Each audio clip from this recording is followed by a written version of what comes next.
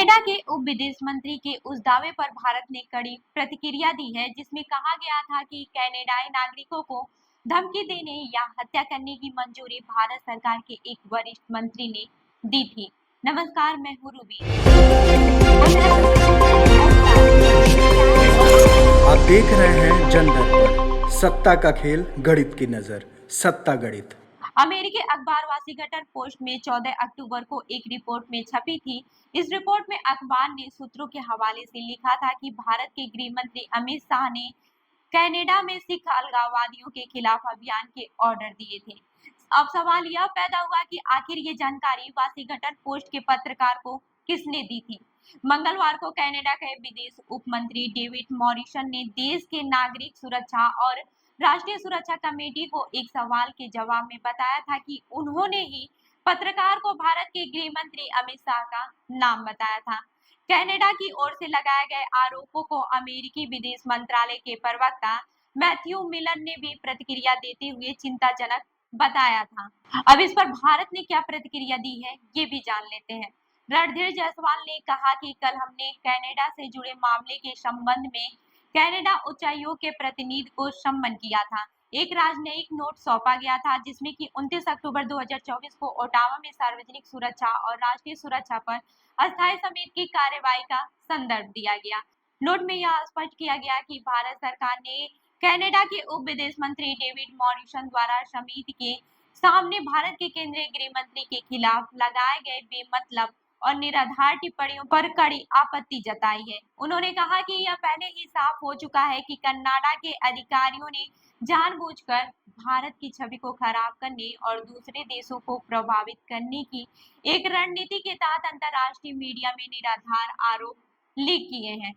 प्रवक्ता ने कहा कि यह केवल उस नजरिए को बताता है जो मौजूदा कनाडाई सरकार के राजनीतिक एजेंडे और बर्ताव के बारे में भारत सरकार वर्तमान लंबे समय से रखती आ रही है। ऐसी गैर जिम्मेदाराना कदम द्विपक्षीय रिश्तों पर गंभीर असर डालेंगे। अब ये भी जान लेते हैं कि कनाडा कर रहा है भारतीय राजनीतिकों की निगरानी। रणधीर जायसवाल ने कनाडा पर गंभीर आरोप लगाते हुए कहा कि कनाडा सरकार भारत के राजनीतिकों की ऑडियो वीडियो के जरिए निगरानी कर रही है। कनाडा सरकार ने वाणिज्य दूतावास के कुछ अधिकारियों को सूचित किया था कि उसकी ऑडियो और वीडियो की निगरानी की जा रही है, जो जारी रहेगी। जायसवाल ने आगे कहा कि उनकी बातचीत में भी दखल दिया गया। हमने आधिकारिक तौर पर कनाडा सरकार के आगे इसका विरोध जताया क्योंकि इन कार्रवाइयों को हम राजनयिक और वाणिज्य दूत समझौते का उल्लंघन मानते हैं।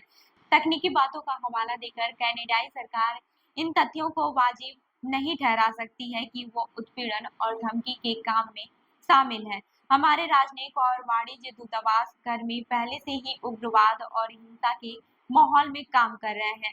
वहीं विदेश मंत्रालय के प्रवक्ता ने कहा कि कनाडा सरकार की यह कार्रवाई स्थिति को और बिगाड़ती है और स्थापित राजनयिक मानदंडों और प्रथाओं के अनुरूप नहीं है। पिछले साल जून में खालिस्तान समर्थक हरदीप सिंह निज्जर की कनाडा में वैंकूवर के नजदीक बंदूकधारियों ने गोली मारकर हत्या कर दी थी। कनाडा के प्रधानमंत्री ने इस हत्या के पीछे भारत का हाथ होने का आरोप लगाया था। इन आरोपों को लेकर भारत और कनाडा के बीच संबंध इतने नाजुक स्तर पर चले गए कि दोनों देशों ने एक दूसरे के राजनयिकों को निकाल दिया। यह मामला तब और गर्म हो गया जब अमेरिका ने सिख अलगाववादी नेता गुरपतवंत सिंह पन्नू की अमेरिका धरती पर हत्या की साजिश को बेनकाब करने का दावा किया। कनाडा का कहना है कि ये दोनों मामले एक ही साजिश का हिस्सा हैं। पन्नू के पास अमेरिका के अलावा कनाडा की भी नागरिकता है और वह निज्जर के सहयोगी रहे हैं। पन्नू न्यूयॉर्क में रह रहे हैं और सिख फॉर जस्टिस के संस्थापक और वकील हैं। भारत सरकार ने उन्हें 2020 में आतंकवादी घोषित किया था। अब ये भी जान लेते हैं कि पूरा विवाद क्या है। मंगलवार को कनाडा में नागरिक सुरक्षा और राष्ट्रीय सुरक्षा कमेटी की उपाध्यक्ष और कंजर्वेटिव सांसद रेक्वेल डाचो ने उप विदेश मंत्री से पूछा था कि क्या उन्होंने वाशिंगटन पोस्ट के पत्रकारों से जानकारी साझा की थी। इस पर डेविड मॉरिसन ने कमेटी को बताया, जी बिल्कुल, पत्रकार ने मुझसे कॉल करके इस बारे में पूछा। मैंने उस व्यक्ति के बारे में उन्हें जानकारी दी। वो वही पत्रकार थे जिन्होंने इस बारे में काफी लिखा था। पत्रकार कई स्रोतों से जानकारी लेते हैं। उन्होंने मुझसे उस व्यक्ति के बारे में पुष्टि करने को कहा। मैंने इसकी पुष्टि की।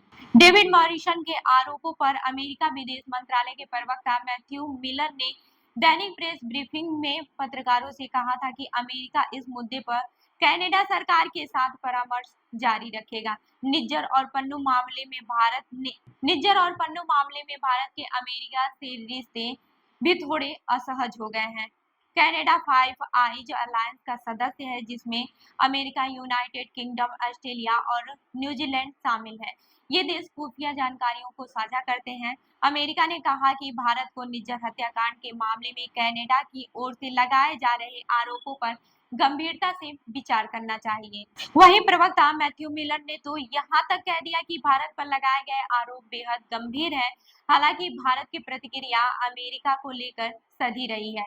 भारत और कनाडा दोनों अमेरिका के अहम सहयोगी देश हैं, लेकिन इस मामले में फिलहाल अमेरिका कनाडा का साथ देता नजर आ रहा है। इसी सब के बीच 30 अक्टूबर को अमेरिका ने कथित तौर पर यूक्रेन युद्ध में रूस की मदद करने के आरोप में करीब 400 कंपनियों और व्यक्तियों पर प्रतिबंध लगाया है, जिसमें भारत की 19 कंपनियां और 2 नागरिक शामिल हैं। इस पर भारत के विदेश मंत्रालय का कहना है कि इन कंपनियों ने भारतीय कानूनों का उल्लंघन नहीं किया है। इस मुद्दे पर स्पष्टता के लिए भारत अमेरिका से संपर्क में है। तो ऐसे ही अन्य खबरों के लिए जुड़े रहिए हमारे साथ, देखते रहिए जन दर्पण न्यूज। धन्यवाद।